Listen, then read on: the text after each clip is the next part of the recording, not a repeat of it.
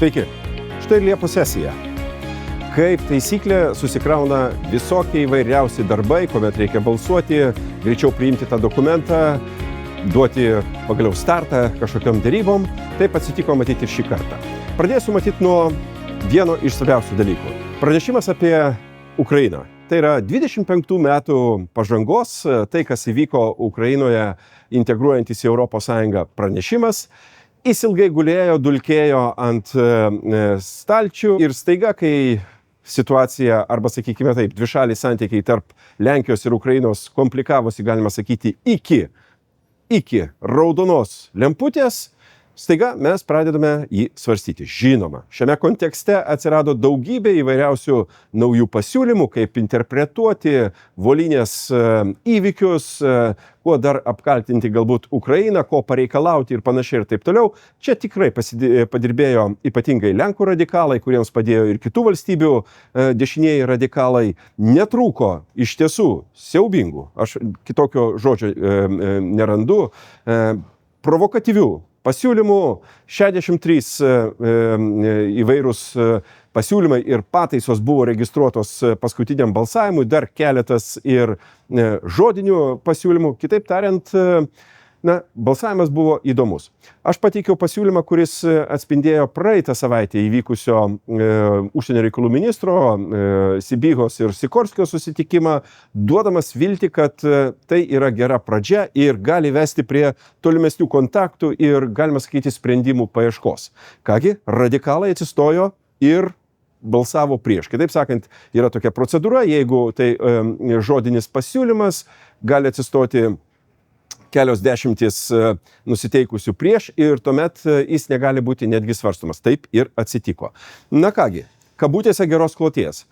Tai yra iš tiesų blogas rezultatas, tai yra radikalų dešiniųjų savotiškas, reiškia, dominavimas ir galiu pasakyti vieną.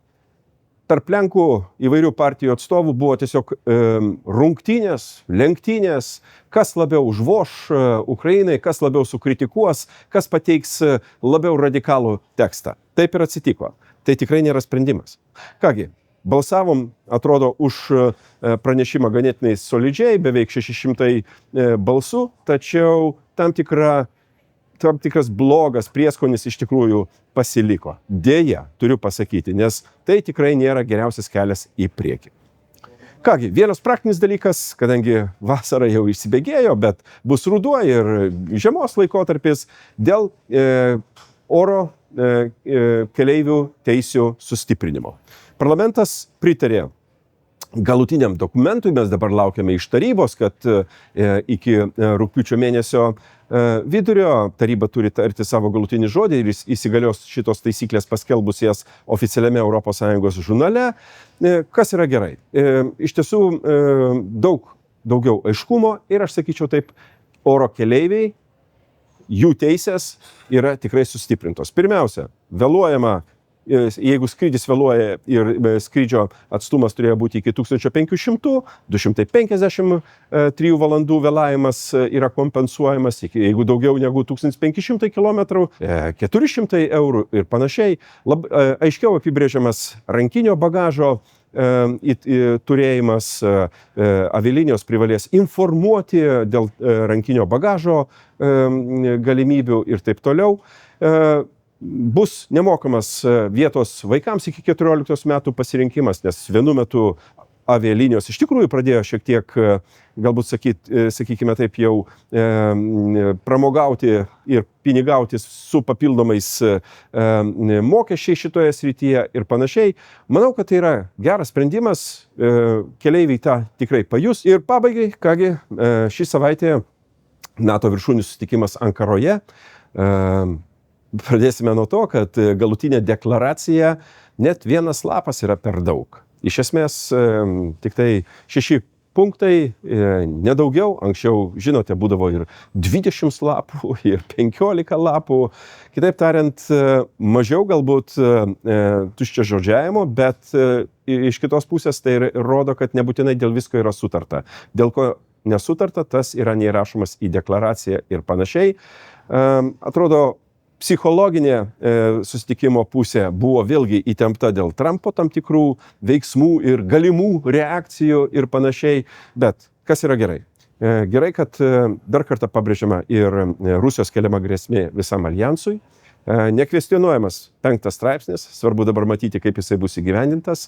Baltijos regionui, taip, oro misija, oro gynyba, toks yra perėjimas, bet aš sakyčiau taip, mums reikia ir oro misijos, kitaip sakant, oro policijos ir oro gynybos, tada mes jausimės tikrai saugesni. Ir svarbus dalykas tas, kad NATO patvirtino, arba dar kartą sakykime, perpatvirtino paramą Ukrainai. 70 milijardų tiek numatyta karinės ir kitokios techninės paramos Ukrainai, kurios taip reikia šiuo metu šiai šaliai. Kitaip tariant, Ankara matyt per daug nenuvylė, nenustebino, tikėtina buvo, kad tokie bus rezultatai, bet iš tiesų norėtųsi, kad ta, sakykime, tai psichologinė ir politinė chemija tarp aljanso sąjungininkų būtų dar geresnė. Kągi, šį kartą matyti tiek, dar kitą savaitę ir dar kitą savaitę darbas Briuselėje tęsis, komitetai vystys savo veiklas, bet matyti jau taip aktyviau pasimatysime ankstyvą rudenį ir tęsime mūsų bendravimą, kadangi man tai yra labai svarbu papasakoti jums, perduoti tas žinias ir išgirsti komentarus iš jūsų pusės. Kągi, saulėtos, gražios, saugios vasaros ir iki kitų kartų.